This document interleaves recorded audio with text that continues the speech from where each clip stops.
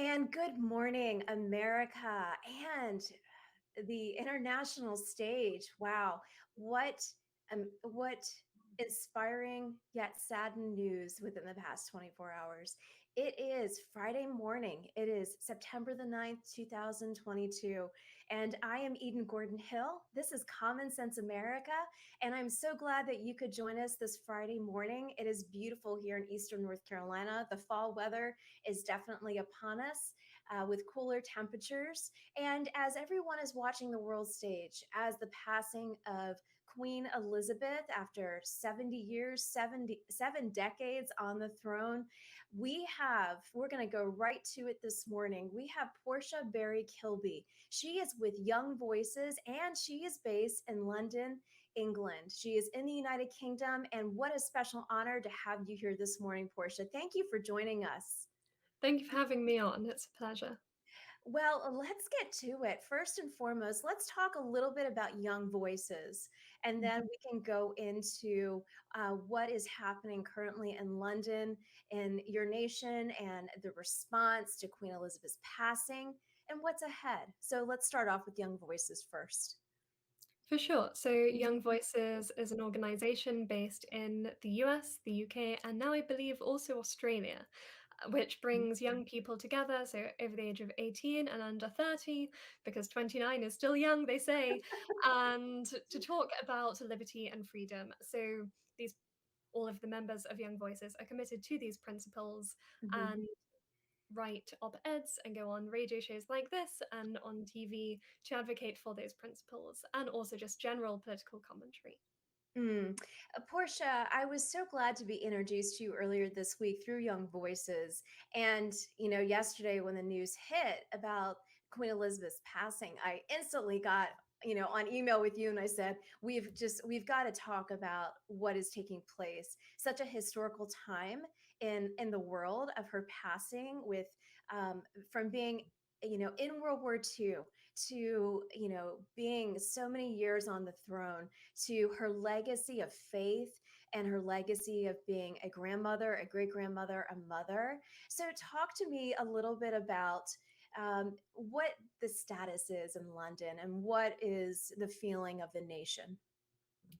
It's definitely solemn and somber. Mhm. I think Mhm. it's shook people. People always knew that the Queen would eventually die, Mhm. but it was always kind of a foreign concept. It's one of those things you know will happen, you just don't think about, and always in couched terms of if the Queen dies.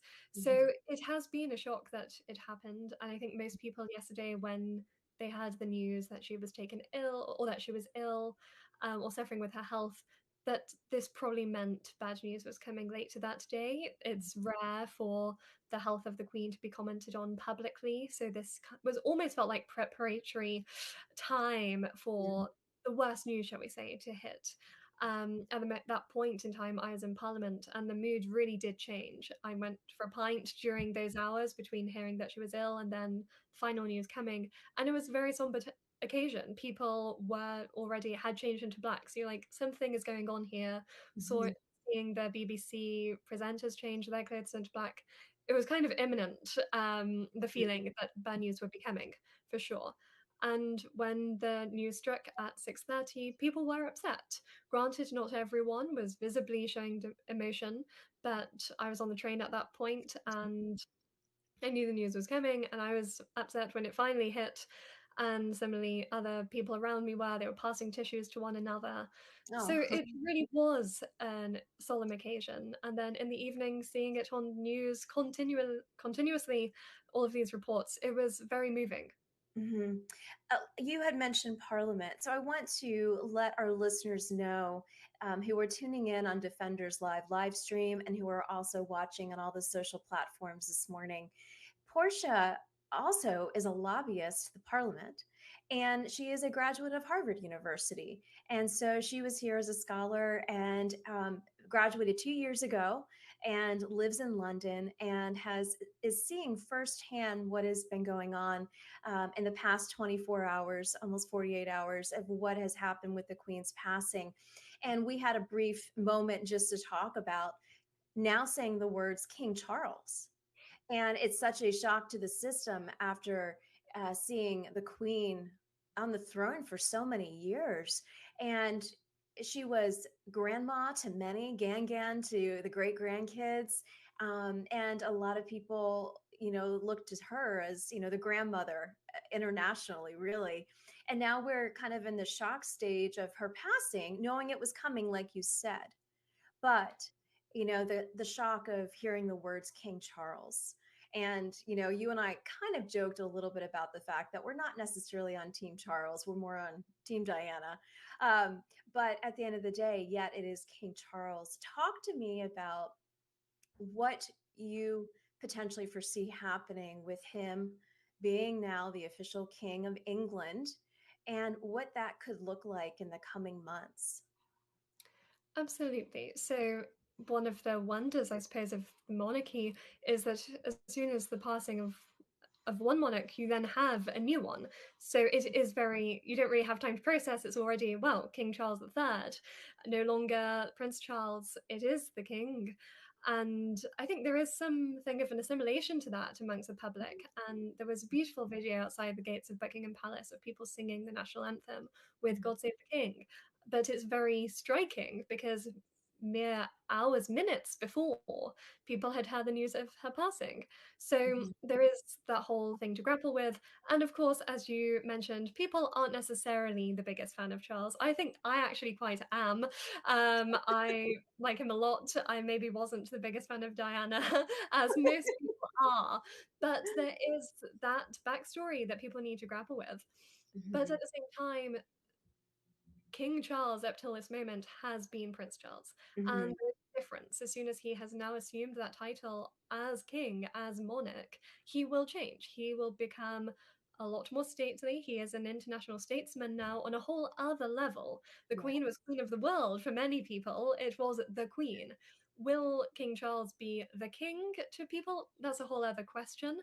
But Mhm. I think what we do know is that he will leave kind of his politing in of his past behind. He Mhm. has been quite outspoken in the past about the environment, about other social Yes. causes. Mhm. He has to put some of that on the back burner, as he has said himself in previous interviews. Once he is king, he's not so stupid as Mhm. to maintain all of his campaigns. He has a different role, and he does have to embody a nation and a commonwealth. Mhm. Well, let's talk a little bit more about the queen and her passing, and this from the state of mind. What kind of memories, personal memories, do you have of growing up there? And just as you said, queen of the world, that is going to take a while for the world to get adjusted to a male leader as King Charles. And so when everyone's been so used to her being there, and the presence that she brought to the table, the faith that she brought to the table, the leadership, the character, the integrity that she brought to the table. Tell us a little bit about some of the stories and just the memories that you have of her. Yeah, so I obviously don't remember a time without the Queen being the Queen, and most of the population doesn't remember a time either. I think ever since a young child, we would watch the Queen's speech, which will now be the King's speech, which is an odd thing to think about, on Christmas Day. So it's around about 3 o'clock, and it's a 10-minute-ish address to the nation. Mhm. And it was just a wonderful time. You'd go to church in the morning, you'd have your lunch, and then maybe break before pudding, and sit there and watch what she has to say and reflecting on the year past. And always so eloquent. She always looked fabulous as well, and it Yes. always prompted many discussion about the royals. And it was a figure that, at least in my family, everyone looked up to. My grandma was a big part in my life, and she remembers the queen being coronated, Mhm. and she remembers, like, obviously the queen's father, but really the queen playing a leading role throughout my grandma's life. Mhm. And from a young age 14, granted I don't remember this, but when the queen was 14, she addressed the nation Mhm. during the Blitz. And Yes. I think even born years later after my grandmother, I can share in that sense of just admiration for the Queen. And it's, you kind of inherit your Britishness, whether you come to the country later in life as a migrant or not. You do, it becomes part of you. You don't have a right to it as such. It's just, yeah, it's a complicated thing to explain being British and the sense of being British. It's a lot more than just a paper thing. And the Queen definitely played a leading role in that because everyone can unite behind her. She rarely put a step wrong, Right. and just very fond memories of the Queen. Like the Trooping the Colour is a phenomenal time, and always lots of pomp and circumstance of the British Isles. And it was always a joy to watch and see and to think about the role the Queen has played in so many people's life. Were you able to participate, attend the Jubilee? Yes, so I wasn't in London for the Jubilee, but I was out in the countryside, Mhm. and there it was kind of basically a 4-day festival of the village, Yeah. and it was remarkable. And you'd go around, I went around all of these local villages, and there was bunting and flags galore, and everyone was really celebrating her life. And I think it is a joy that that was possible to happen before she died. Yes. And yeah, and you Yes. have all of the generations celebrating her life and her contribution. Exactly. And not to take away from celebration of her life, but I tell you, Prince Louis was the highlight, I think, watching Yeah. his antics the whole time, especially during the parades and things of that nature. But let's talk a little bit about the next generation. Let's talk Mhm. about William and Catherine and their children. Obviously, George is, being primed, but then you have Charlotte and what that will look like. What are your thoughts with regards to King Charles III now? And how long do you think he would continue on until he passes, or do you think he's going to go ahead and pass it along to William? What has that what historical precedence has that been in that that could actually happen this time around? Well, God save the king and long live the king. I don't think he's going to abdicate at all. Um, and I think people have definitely dallied with this idea. They think, oh, he's not popular. He's never Right. going to stick it out. We just want William. But that's not how it works. And at the end of the day, if you respect the monarch, you have to respect the system. Mhm. And it's not just the person, it's also the position. And we don't elect who the king Right, is. We right, have to right. accept Charles. And I think it's important that people do rally behind King Charles as the king and give him the chance to prove himself. He is no longer a prince. He is the head of state, he's the Mhm, head of Commonwealth, and I think he will rise to the occasion. mhm. Um, a couple other questions for you. It's about 9 13 a.m. Eastern Time on this beautiful Friday, September the 9th, 2022. I am here with Portia Berry-Kilby with Young Voices. She's based out of London, and she's sharing with us some of her personal memories of the Queen, what is ahead for King Charles III, and also just the amazing work that she's doing as a lobbyist to the Parliament and a graduate of Harvard University. We're so glad to have Portia here this morning. As we continue on, I wanted to also just kind of talk with you. We originally had you scheduled to talk about the new prime minister. And with you being on the ground and seeing the new prime minister, I saw her speak yesterday on behalf of the Queen's passing. What are your thoughts and what she will bring to Parliament? And it kind of give us a breakdown of her characteristics. Well, it's sure been a difficult time for Liz Truss to have so early in your tenure as Prime Minister Mhm. the death of a monarch and overseeing that whole transition and a mourning nation Mhm. is no, Rishi Sunak got off lightly by not winning the bid. Right. But I think what we've already seen, she is a woman of incredible strength and remaining calm under pressure. When she was delivered the news of the Queen being ill yesterday by Nadim Zahawi, she received it calmly. She didn't really flinch. And then yesterday, having to give that address on the steps of Downing Street, moments really after Yes. being Yes. meeting the Queen days Yes. before, to Yes. have that, to think that you've met her Majesty, and now you're having to address the nation about her death must Yes. be have been an enormous burden. And Mhm. she rose to the occasion. We might have hoped for maybe a more inspiring speech, dare I say. Boris Mhm. Johnson's statement was a lot more eloquent. I think we can probably agree. Yes. But at the same time, Liz's speech was fine. It didn't put a step wrong. And today she spoke again in Parliament about her Majesty's passing, and it was very good. I think with Liz Truss, we'll see as time goes on that she will be a good prime minister and that she needs a chance to prove herself.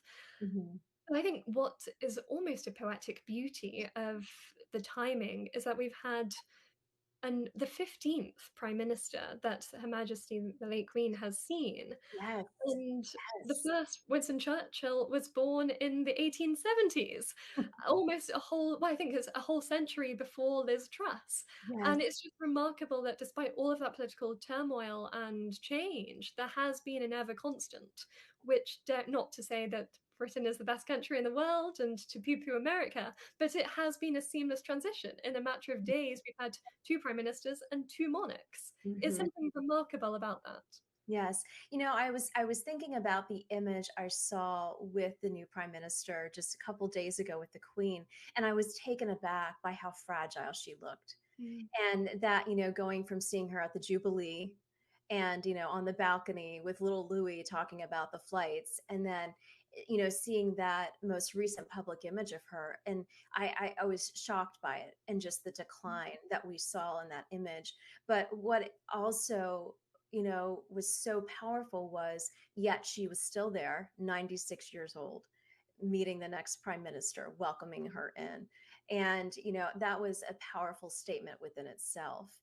And, I'm just so grateful that we have been able to experience, these final days, and that the royal family are allowing the world to mourn with them, Yeah. as they are going through, the protocol. Let me ask you this. What are you aware of will be the next week of mourning for the nation, and what will be the services surrounding her passing? What does that look like, since none of us really have ever experienced this before? Yeah, I think for everyone, it's a quick scramble online to figure out what's actually going on because there Yeah, isn't a living memory of this really. right. Um, so there will be various services. I think even on the day yesterday, there were several prayer services in local churches at night, but official programming today, there was tolling of bells to mark her passing. But then there'll also be in all 4 nations of the UK, several services over the next few days. And Mhm, then I believe on Wednesday, there'll be she'll be laid in state, so to mhm, speak, in mhm, Westminster Hall. And that will give opportunity to all of the public, whoever wants to go can go, mhm, and to see her there to pay their respects before her funeral, which I mhm, believe is a week on Monday. So it's kind of rapid fire, but at the same time, there is that official 10-day period to mhm, mourn, to process what's going on. I think we'll see when laid in state, lots of people going and visiting, and off as well on the funeral. I'm assuming the streets of London will be very busy and fairly solemn as well. mhm. And we're also seeing outside Buckingham Palace, people are laying flowers there. Yes, yes, And it was a beautiful tribute. yes. Well, and even the double rainbow. That was Yes, stunning. remarkable. Yes, It was yes. truly, phenomenal. I know, I know. I mean, that's just a divine power right there. Yeah, I and mean, they claim a divine right to rule, so maybe it is after all, you never know. But truly, like, and the weather yesterday, it was pouring with rain all day long, oh and wow. then as the news broke, it was that clearing of the skies and the Mm. double rainbow, only to then rain again later. So there was a very much a beauty in that yesterday as well. Now, what will you personally and you and your family be doing to remember the Queen? And also, what will Parliament be doing as well in this time period? Yeah. So let's start with Parliament first.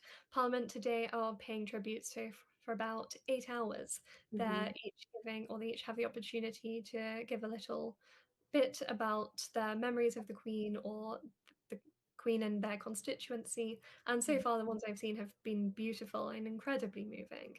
Hmm. And also humour. There has been an injection of humour into them, which I think is a good British characteristic and something that everyone remarks about the Queen being famed for as well, being able to bring wit to the occasion.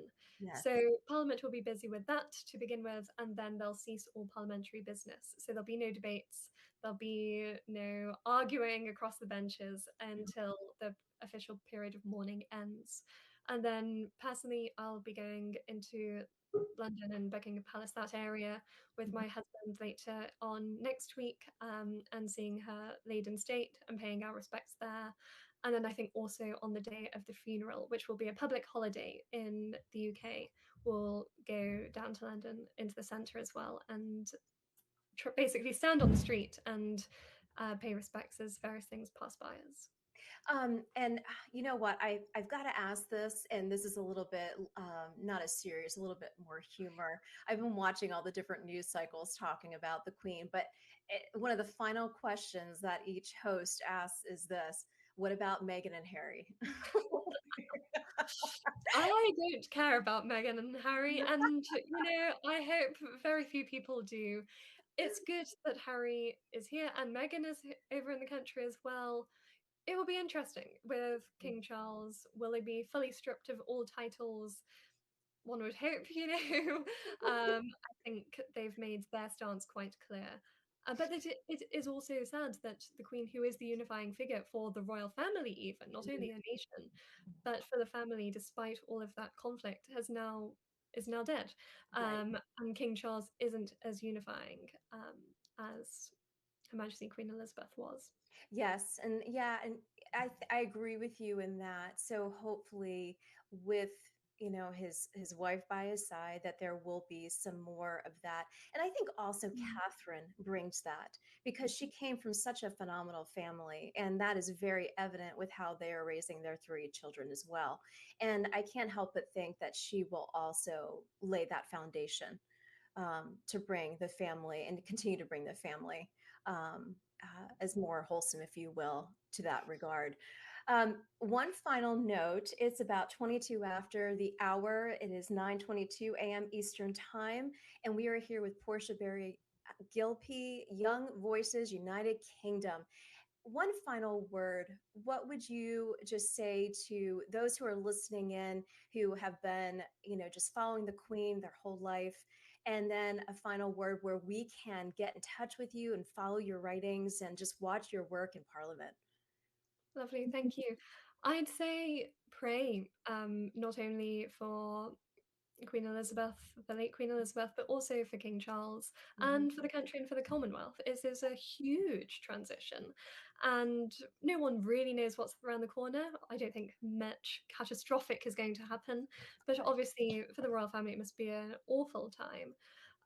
So pray, but also if I could urge people, to take inspiration from a life that was truly given to service, that was truly driven by duty, Mhm. um, unparalleled, really. I can't think of a finer example in living memory. So that Mhm. would be my final takeaway. And if you do want to follow me, but who knows my words, then you can find me on Twitter at Portia BK. Oh, thank you. Portia, I appreciate your final statement on she was a phenomenal public servant in many senses. Mm. She really just portrayed that. And I think we around the world looked to her as that. And her characteristics, her integrity, her leadership, her faith really just resonated from her. And so, what a person to honor and remember, and also, watching their journey and their footsteps of wanting to become that and just being inspired by that. And especially those who are running for elected office, those who are serving in Parliament. What a great example to follow. Absolutely. And you wouldn't be able to find a better example. Exactly. And it kind of pays testament to the fact such a good example would have to be a monarch. It could never be a normal elected representative. So You three get cheers for monarchy. well, go to one of your pubs, enjoy enjoy a cup of coffee with a little Irish whiskey for me, and we salute you and we salute the United Kingdom and the royal family. Thank you so much. Many blessings to Thank you, you. and we look forward to having you back. Thank you for having me on. I look forward to returning. Okay, take care. Bye bye. Take care. Bye bye. Wow, what a phenomenal interview with an amazing lady, Portia Berry-Kilby with Young Voices, United Kingdom.